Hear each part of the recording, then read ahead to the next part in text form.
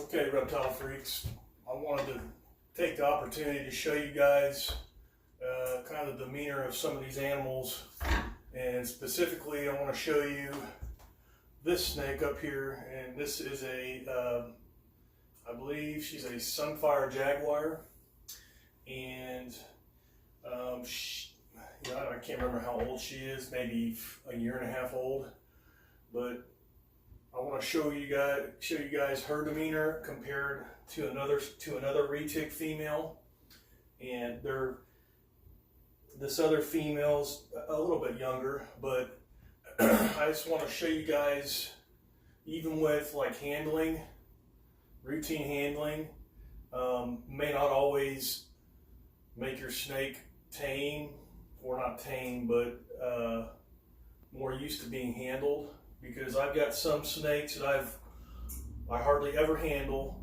There's hardly ever any interaction with them, and they are much more laid back and gentle than some of the animals that, like this one, some of the animals that you handle on a regular basis. So some snakes, one of my first retic clutch that I did, they were chill right out of the egg. Like, they never bit me, nothing like that. So, like this snake, I've handled her more, she's been around longer, yet she's high strung. I walk into the room, she'll slam the cage, she'll slam the glass, she'll freak out. And another one down here, this motley, totally different attitude. So, I mean, I can't just reach in and grab this thing, because she will bite, and you don't want to get bit by one of these things. I certainly don't. I've seen the damage they can do, especially from a large male that's combative. Like, it's bad, it's brutal. One of these days I'll show you a couple pictures and rundown of a snake that I had an accident with that ended up injuring itself pretty bad. So, but anyway, we're going to go ahead and get her out. I'm going to clean her cage, and what I'm going to do is just turn her loose in the house. There's usually one corner she always goes to and climbs up on some tubs, and then she'll park there and she'll coil up, and that's where she stays until I pick her up. She'll be there for hours. And usually once I go back to grab her, most of the time I can scoop her up, hold on to her tight, and bring her right back to the cage, and she's okay. So we'll show you.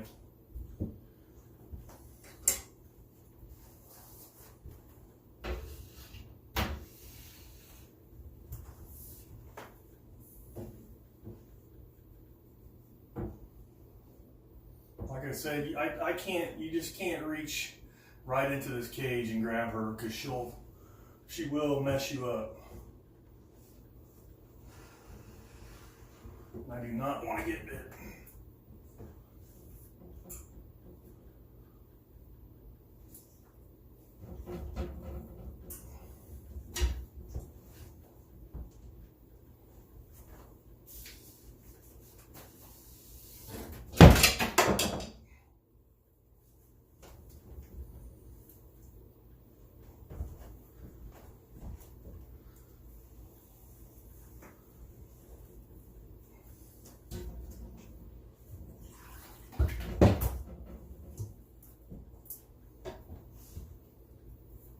This snake will spaz out on me.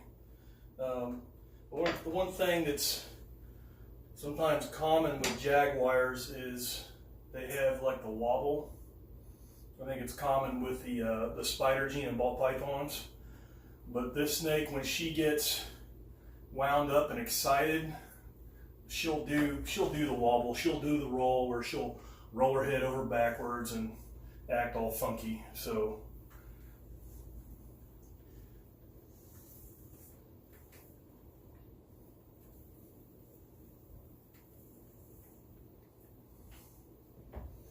She will freak out.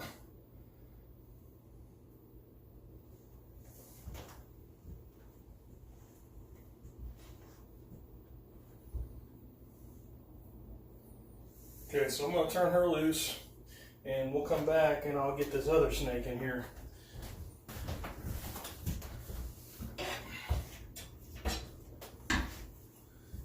normally just reach in and grab this one, but still sometimes their first response when something comes into their cage is grab it, just a feeding response. So, and while I'm on that subject, as far as reaching into the cage, feeding response, okay, it's something I'm guilty of when I first started keeping these animals, and something I heard from a few people was feed outside of the cage, feed in a separate feeding container.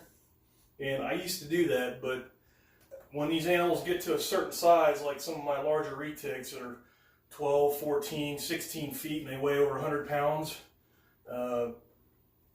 they can have a crazy feeding response. That's a lot of times why you'll see me toss a rabbit into the cage, or I'll toss a rat into the cage. I mean, you don't want to get hit by one of these things while feeding too. So what I don't understand when people say to feed outside of the cage is, why would you want to, if you want the snake to not associate going in the cage to handle it and feeding, why would you take it out of the cage to feed it? Which makes no sense at all to me. And personally, like from feeding them outside of the cage, which I did years and years ago, I haven't noticed any behavioral difference with feeding outside the cage versus feeding in the cage. A long time ago, I used to keep one of my original berms in a room by itself, and I'd do the same thing. I would pull that snake out of the room, I would take her to the bathtub, and I would feed her in the bathtub. And I was always worried, just from what people told me, you know, I don't want the snake to associate feeding with being in a cage, which it makes no sense whatsoever. You know, you don't handle your snake inside the cage, so why would you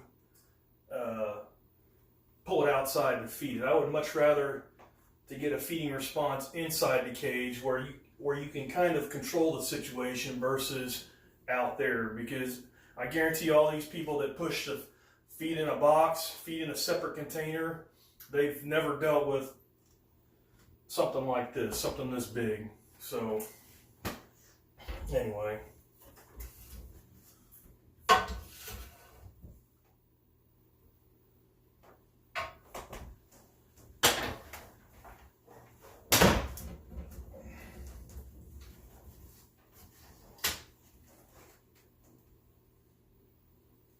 This snake's much more calmer than that first one I got out, and I've handled this snake way less than that other snake.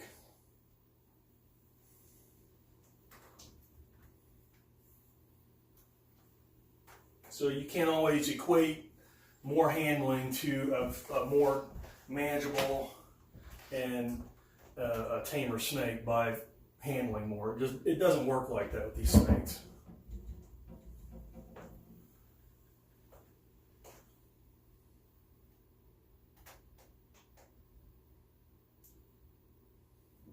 Minimal handling here, guys. Like some of my hatchlings, which when I sent them out, some of the people were like, "Man, this thing's like the tamest snake ever. You know, what'd you do?" And I'm like, "I didn't do anything. The only time I ever handle them would be, or interaction would be, feeding in the tub, or when I would pick the snake up and I would hold it for about 5 seconds to put it in a fresh tub. That's like the only interaction I would do with the animal."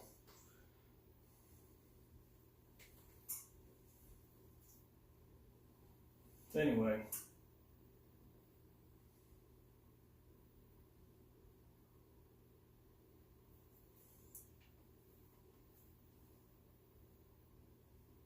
so I'm just going to go ahead and turn this one loose, let her crawl around a little bit, and get to cleaning these cages.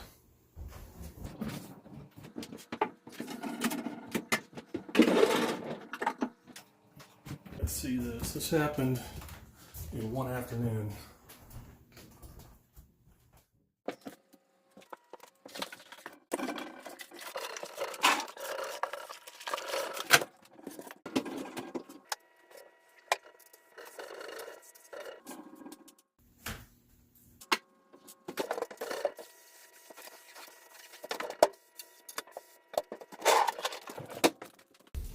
There's a berm up here that I can't just reach into the cage and grab him. He'll be talkative too. You'll hear him hiss.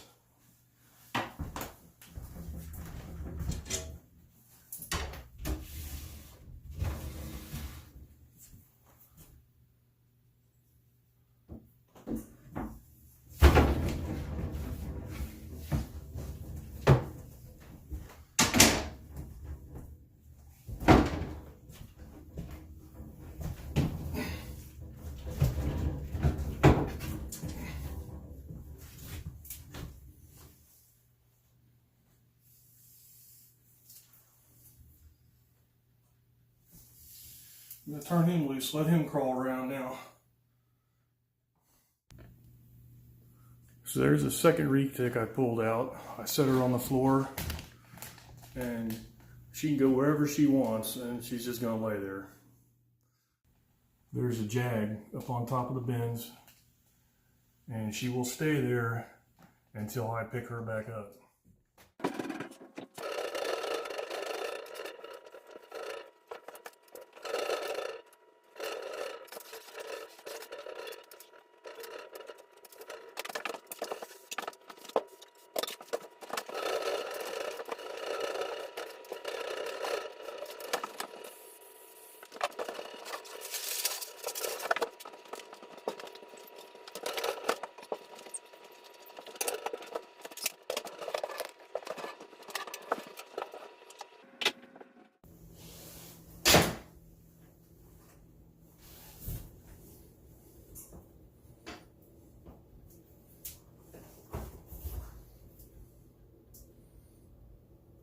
Minimal handling on this snake. If you think by handling a snake more is going to make it tamer, it's not always the case.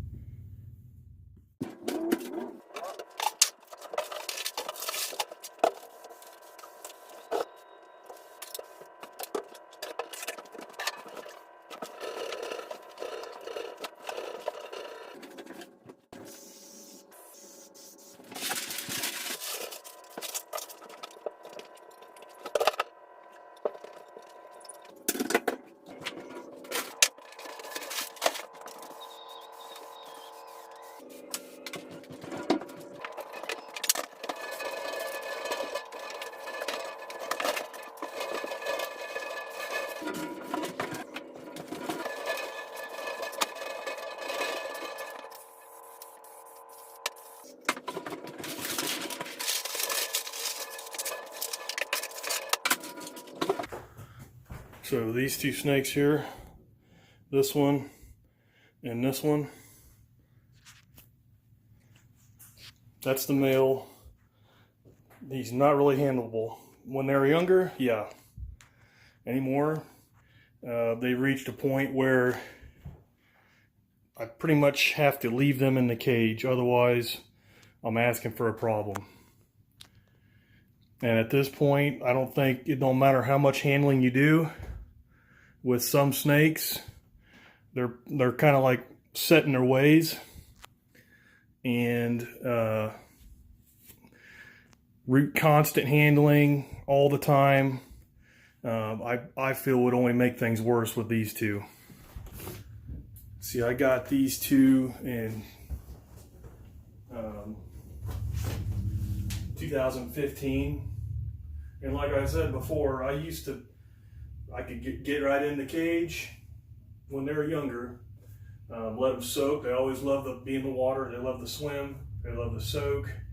Anymore, on a good day, if I can get in the cage, get them picked up,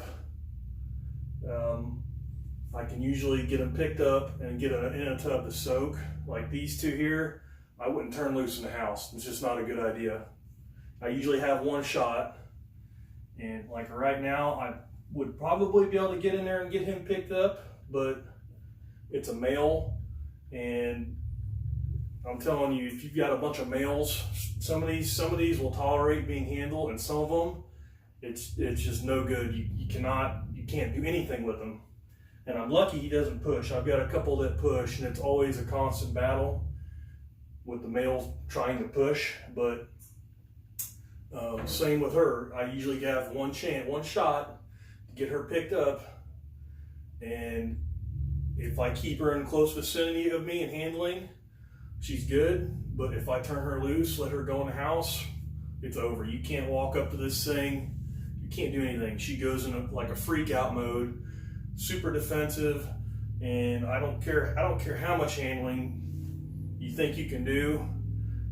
It's not going to help, and it's only going to make things worse. So I'm telling you, for some of you guys that think, you know, you got a snake that gets agitated easily, that's defensive, and some people tell you, oh, it just needs to be handled it so often. I'm telling you, there's some snakes, it don't matter how much you handle them, it's not going to make any difference at all. So you got to remember, they're wild animals.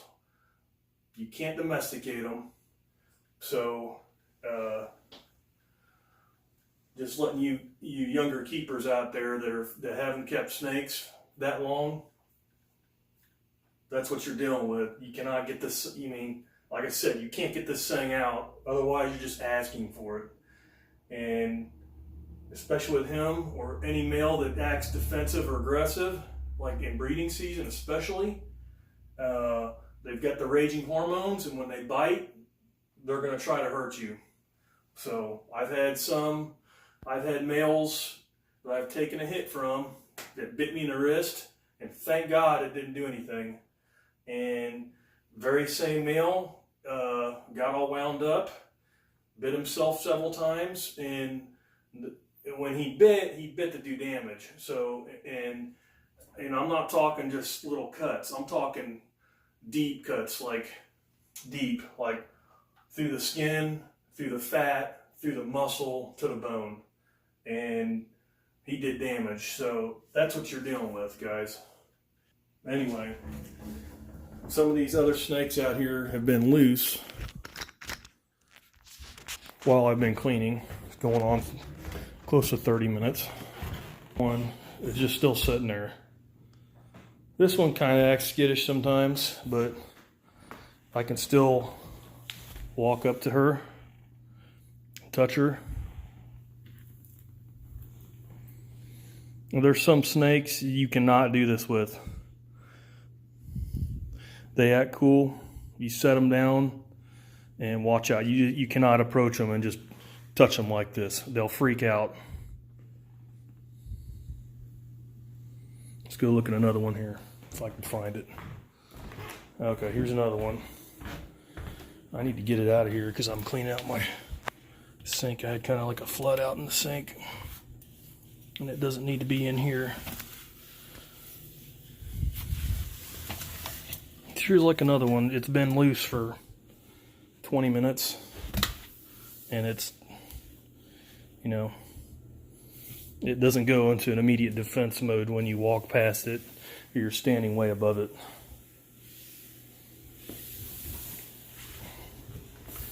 So I can just kind of direct her and get her to go back out into the living room area.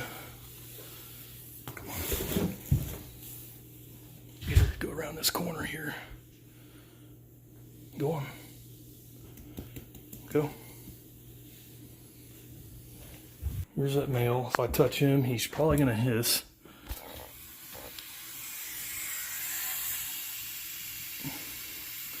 And there's that,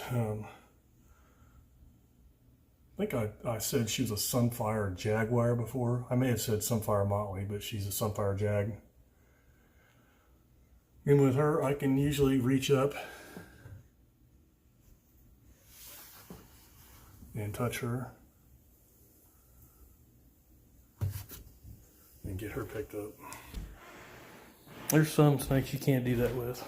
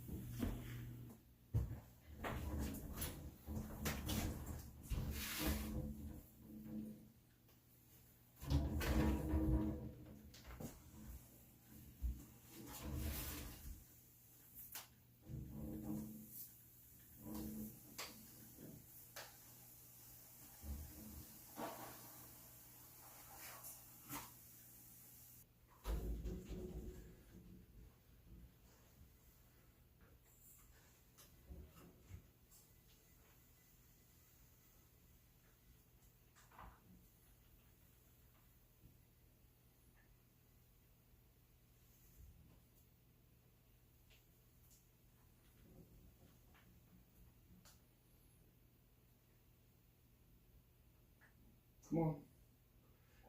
Now, I don't want to, but if I touch her tail, it'll make her freak out. And then she'll really start bouncing around. Get back in your cage. Get in there.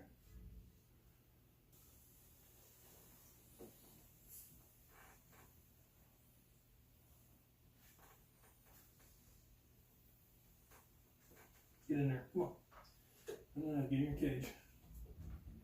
There you go. Go on.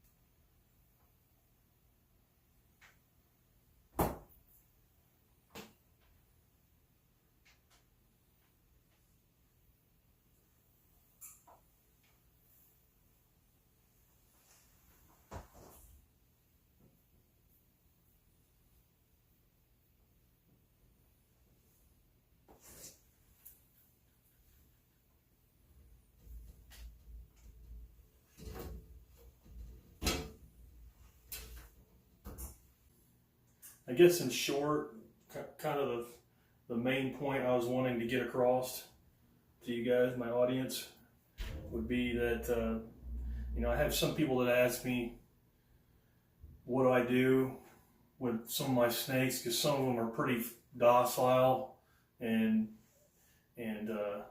pretty mellow, pretty darn mellow.